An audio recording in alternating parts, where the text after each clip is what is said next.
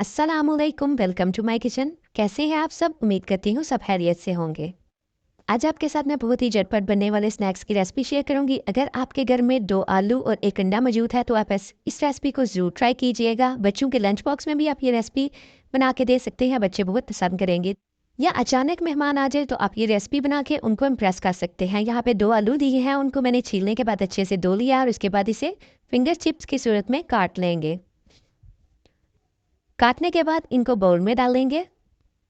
Bowl में डालने के बाद अब इसमें हम 1 अंडा डालेंगे और इसके बाद इसमें मसाले ऐड करेंगे। यहाँ पे 1 टीस्पून नमक शामिल करूँगी, 1 टीस्पून सुरख मिर्च शामिल करेंगे, 1 टीस्पून दादर मिर्च शामिल करूँगी, 1 टीस्पून धनिया पाउडर शामिल करेंगे, 1 टीस्पून ज़ीरा शामिल किया है। ज़ीरा शामिल करने के बाद तमाम चीज़ों को अच्छे से मिक्स कर लेंगे। जब अंडे और मसाले के साथ चिप्स की अच्छी सी मैरिनेशन हो जाए तो अब इसमें हम हाफ़ कप मैदे का शामिल करेंगे, लेकिन पहले हाफ़ कप का भी हाफ़ शामिल करेंगे और अच्छे से इसके ऊपर मिक्स करेंगे। हाथों से मिक्स करें तो ज़्यादा बेहतर है। और फिर जो हाफ़ मैदा रह गया था वो शामिल करेंगे और अच्छे से इसके ऊपर क्रम्स बना लेंगे। मैदा शामिल करने के बाद आपने फ़ौरन फ्राई की तरफ चले जाना है, इसको ऐसे रखना नहीं है। अंडा और मसाले लगा के आप इसको मैरिनेट करके रख सकते हैं, लेकिन जब फ्राई करना हो तो उसी वक्त मैदे को शामिल करें और फ़ौरन फ्राई कर लें। यहाँ पे बहुत अच्छे से मिक्सिंग हो चुकी है। यहाँ पे ऑयल पहले ही मैंने गर्म करने के लिए रख दिया था। जब ऑयल गर्म हो जाए तो अब इसे हम मीडियम टू लो फ्लेम पे फ्राई करेंगे।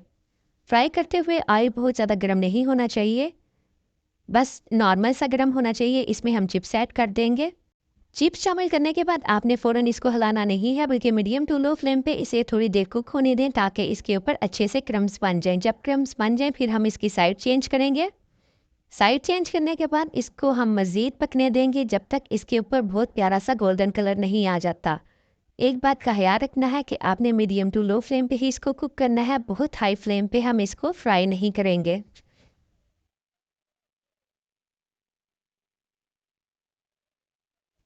यहाँ देखिए इस पे बहुत ही प्यारा सा गोल्डन कलर आ चुका है और ये बहुत ही क्रिस्पी बनकर तैयार हुए हैं। लेकिन इसे मैं मज़ीद 2 से 3 मिनट फ्राई करूँगी और इसका कलर थोड़ा सा हम डार्क करेंगे। यहाँ पे देखिए इसका कलर डार्क हो चुका है। बस अब इसे मैं निकाल लूँगी और ऑयल स्टेन कर लेंगे ताकि ऑयल अच्छे से निकल जाए। अगर आप ये अपने गेस्ट के लिए बनाएंगे तो आपसे रेसिपी ज़रूर पूछेंगे, और अगर बच्चों को बना के देंगे तो वो बार बार आपसे इसकी फरमाइश करेंगे। ये इतने मज़े के चिप्स बनकर तैयार होते हैं। जब ऑयल अच्छे से स्टेन हो जाएगा तो इसे प्लेट में निकाल के केचप के साथ सर्व करें। बहुत ही मज़ेदार ये चिप्स बनते हैं। सेकंड रेसिपी आपके साथ बूंदी चाट की शेयर करूंगी। ये भी इफ्तार स्पेशल रेसिपी है, रेसिपी शेयर करूंगी जो कि घर में बेसन से ही तैयार करेंगे। बहुत ही मज़े की और स्पाइसी चाट बनकर तैयार होती है। आप इसे पुलाव के साथ सर्व करें या वैसे ही चाट बनाकर खाएं। रेसिपी की तरफ आने से पहले अगर अभी तक आपने मेरे चैनल को सब्सक्राइब नहीं किया, please subscribe my channel. First step में एक बाउल में 1 कप बेसन शामिल करेंगे और उसे अच्छे से छान लें। छानना बहुत ज़रूरी है, इससे लम्स नहीं बनेंगे और परफेक्ट बूंदी बनेगी। बेसन छानने के बाद इसमें अजवाइन और ज़ीरा शामिल करेंगे और इसे हाथ से थोड़ा सा मसल लेंगे। 1/4 टीस्पून इसमें नमक जाएगा।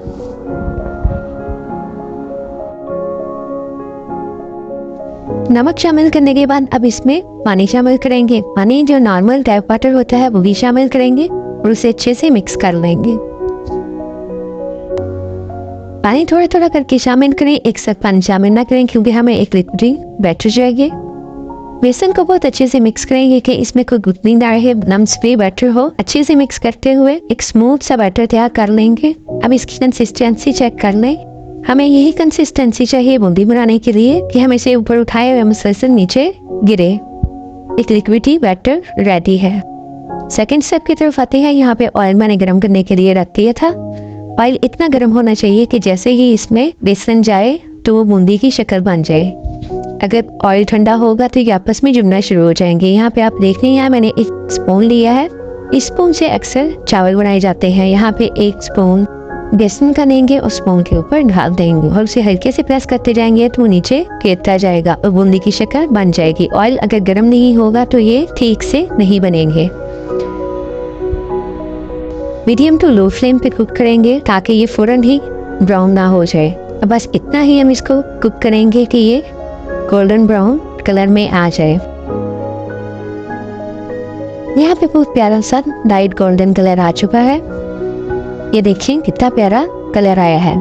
इससे ज़्यादा हमने इसको डार्क नहीं करना। अब इसे निकाल लेंगे। निकालने के बाद इसका ऑयल अच्छे से स्ट्रेन होने देंगे। जब ऑयल अच्छे से निकल जाएगा तो फिर हम इसे नॉर्मल टैप वाटर का पानी लेंगे और उसमें शामिल कर देंगे। इससे ये थोड़ी नरम हो जाएगी। इसी तरह बेसन को स्पून पे डालते जाएंगे और आराम से बूंदी बनती जा रही है। अगर आपको बड़े साइज़ की बूंदी चाहिए तो आप बड़े स्पून का इस्तेमाल कर लें, बड़े साइज़ की बूंदी बन जाएगी। इसी तरह मैं तमाम बूंदी को फ्राई करती जाऊँगी और जैसे ही इनका कलर गोल्डन ब्राउन होगा इन्हें निकाल देंगे और इसे पानी में शामिल करते जाएंगे। बूंदी निकालने के बाद ऑयल को अच्छे से निकलने दें, उसके बाद पानी में शामिल करें। जैसे जैसे आप बूंदी निकालते जाएं, इसे पानी में शामिल करते जाएं, इससे बूंदी बहुत नरम बनेगी। अब इसे हम पानी से निकालेंगे। ये देखिए नरम हो चुकी है। मैं स्ट्रेनर से ही इसका पानी निकालूंगी। जब पानी अच्छी तरह निकल जाएगा और इसे बाउल में निकाल दूंगी। आप चाहें तो हाथों से भी प्रेस करते हुए इसका पानी निचोड़ सकते हैं, लेकिन यहाँ पे मैंने स्ट्रेनर की मदद दी है। एक मीडियम साइज का प्याज ऑमलेट कट शामिल करेंगे। एक स्मॉल साइज का टमाटर लिया था, उसके पीस निकाल लिए थे।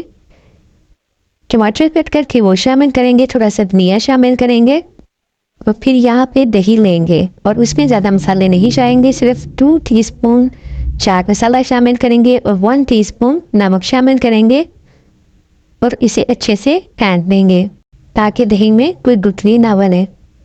यहाँ पे मैंने थोड़ा सा ज़ीरा हाथ से क्रश करके शामिल किया है।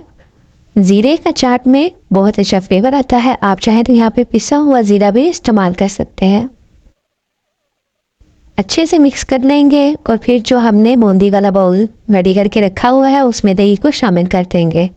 हमारी मज़ेदार बूंदी चाट तैयार है। दही को बहुत अच्छे से मिक्स करेंगे, लेकिन जब आपने सर्व करना हो दही उसी वक्त शामिल करें, पहले दही शामिल ना करें।